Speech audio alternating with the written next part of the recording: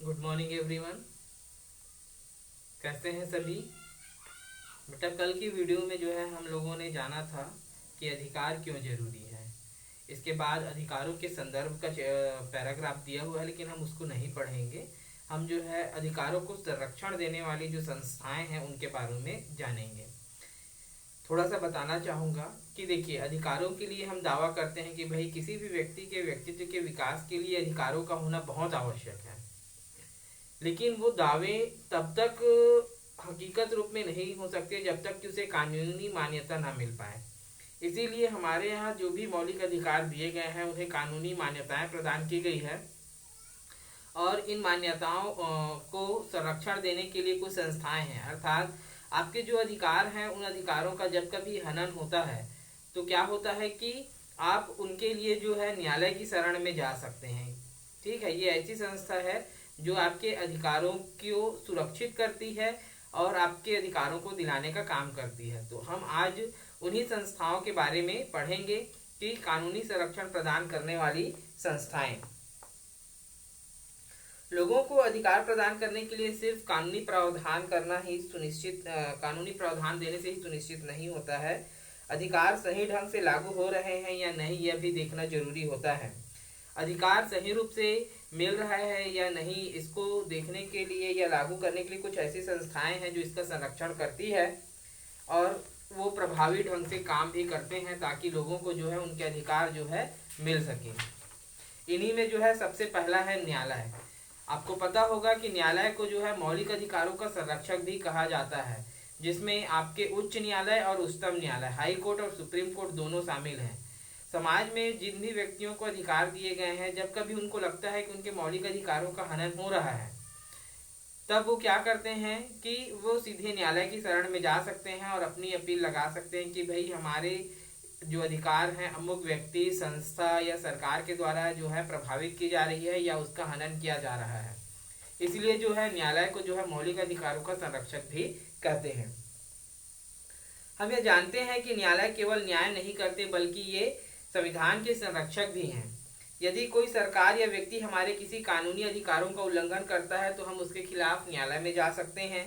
अधिकारों के उल्लंघन के ऐसे मामले चाहे पर्यावरण, शिक्षा या हमारे जीवन के किसी भी क्षेत्र से जुड़े हुए हों, हमारे संविधान में दिए गए मौलिक अधिकारों का यह विशेष प्रावधान है कि यदि किसी व्यक्ति के किसी मौलिक अधिकारों का उल्लंघन होता है तो वह सीधे भारत के सर्वोच्च न्यायालय या संबंधित राज्य के उच्च न्यायालय में मुकदमा कर सकता है। न्यायालय के अलावा अन्य कई संस्थाएं व आयोग भी है जो हमारे अधिकारों के संरक्षक के रूप में कार्य करते हैं। देखिए, जो हमने रीड किया है उसमें भी वही बताया गया है कि आपको जो है 6 प्रकार के मौलिक अधिकार दिए गए हैं। प्रारंभ में जो है आपको 7 मौलिक अधिकार थे, बाद में जो है 86वें संविधान संशोधन के द्वारा जो है क्या किया गया था, जो संपत्ति का अधिकार है उसे हटा दिया गया था। ठीक है, अब जो है केवल 6 मौलिक अधिकार हैं और इनका प्रयोग करने का जो है आपको पूरा हक है। लेकिन जब कभी आपको लगता है कि किसी सरकार, संस्था या व्यक्ति के द्वारा या संगठन के द्वारा जो है आपके अधिकारों को सीमित किया जा रहा है, आपके अधिकारों को उपयोग करने के लिए रोका जा रहा है, तब आप जो है जाकर जो है सीधे न्यायालय की शरण ले सकते हैं, मुकदमा दायर कर सकते हैं। इसीलिए जो है न्यायालय को मौलिक अधिकारों का संरक्षक भी कहते हैं। इसके साथ ही साथ जो है इसमें केवल आपके पर्सनल अधिकार नहीं है, पर्यावरण सुरक्षा संबंधी अधिकार भी है शामिल है कि आपको लगता है कि किसी संस्था या संगठन के माध्यम से या किसी औद्योगिक क्षेत्रों के द्वारा जो है वहां पर जो काम किया जा रहा है उसे पर्यावरण सुरक्षित नहीं है, तब भी जो है आप ये याचिका दायर कर सकते हैं। उसके अलावा कुछ अन्य संस्थाएं भी कार्य करती है, जिनमें अगला है मानव अधिकार आयोग, ह्यूमन राइट्स।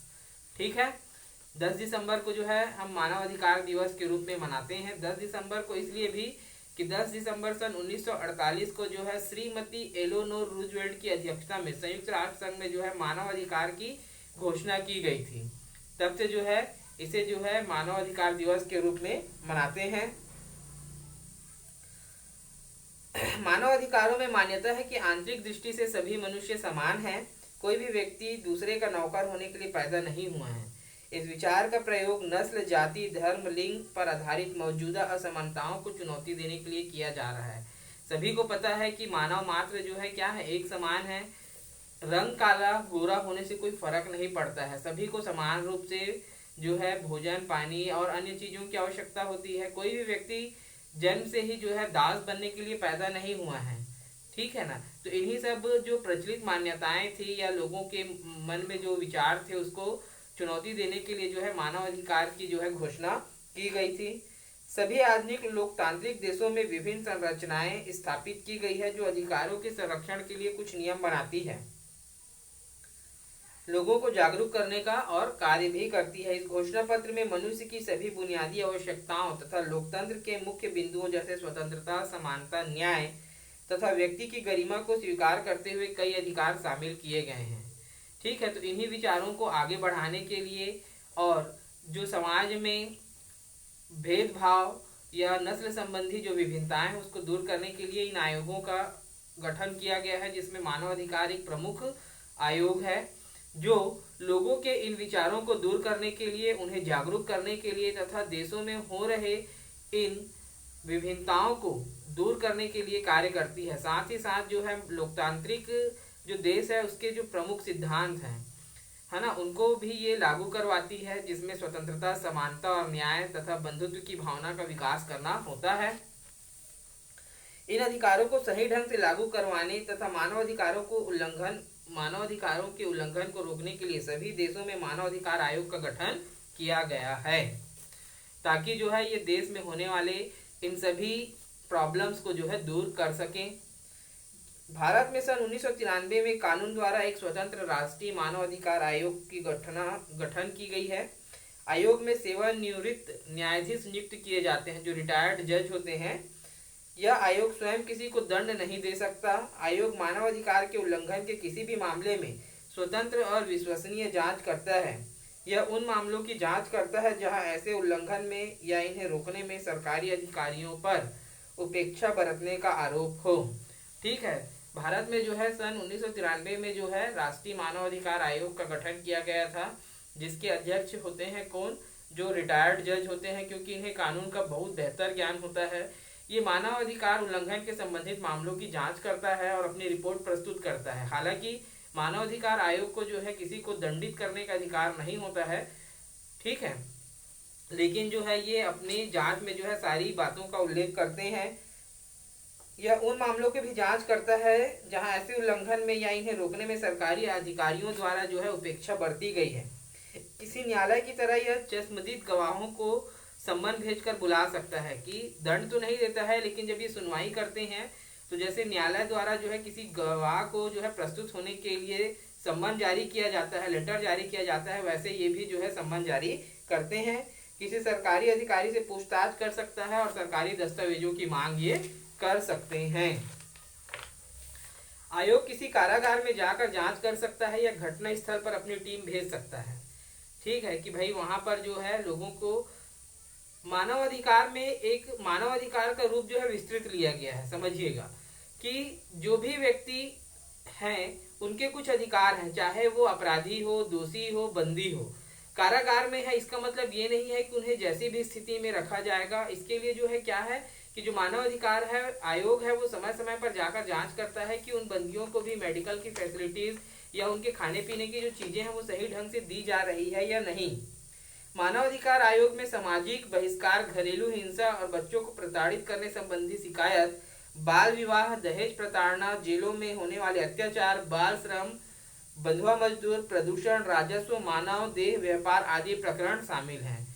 ये उसका विस्तृत रूप है जिनकी ये जांच करता है और सुनवाई करता है। पूरे देश के लिए राष्ट्रीय मानवाधिकार आयोग की तरह प्रत्येक राज्य में मानवाधिकार आयोग का गठन किया गया है, ठीक है। देश के लिए तो राष्ट्रीय मानवाधिकार आयोग है ही है, लेकिन राज्यों में भी जो है राज्य मानवाधिकार आयोग का गठन किया गया है। इसमें राज्य की एक समिति द्वारा नियुक्तियां की जाती है। यह समिति मुख्यमंत्री की अध्यक्षता में कार्य करती है। आयोग में एक अध्यक्ष और 7 सदस्य होते हैं। इनका कार्यकाल 5 वर्ष का होता है। राज्य मानवाधिकार आयोग अपने राज्य में होने वाले मानव अधिकार के उल्लंघन को रोकने का प्रयास करती है, ठीक है। छत्तीसगढ़ राज्य मानव अधिकार आयोग 10 दिसंबर सन 2014 तक 1121 प्रकरण दर्ज थे, जिसमें से 1090 लोगों को न्याय मिला। छत्तीसगढ़ की बात हो रही है। 730 मामले अभी भी जो है विवेचना जारी है, अर्थात उस पर जो है कार्यवाही चल रही है। इस आयोग के कार्य का एक उदाहरण देखते हैं। केंद्रीय जेल बिलासपुर में आजीवन सजा काट रहे मनोज सिंह हार्निया की बीमारी से पीड़ित थे, लेकिन गार्ड उपलब्ध न होने से उसका इलाज नहीं किया जा रहा था। ठीक है, ये कैदी थे और केंद्रीय जेल बिलासपुर में थे, लेकिन ये इनका इलाज जो है गार्ड नहीं होने की वजह से नहीं हो पा रहा था। इस पर बंदी ने आयोग में शिकायत की। इस पर आयोग ने संज्ञान लिया। इसके चलते जेल अधीक्षक द्वारा मनोज सिंह को रायपुर मेडिकल कॉलेज में भर्ती कराकर जो है चिकित्सीय लाभ दिया गया। इस प्रकार मानव अधिकार आयोग ने जो है अपना कार्य किया कि मानव के जो अधिकार हैं उसे उन्होंने उपलब्ध करवाया। आगे कल जो है हम लोग अन्य संस्थाओं के बारे में पढ़ेंगे। कोई भी डाउट होगा जरूर पूछेंगे। Thank you.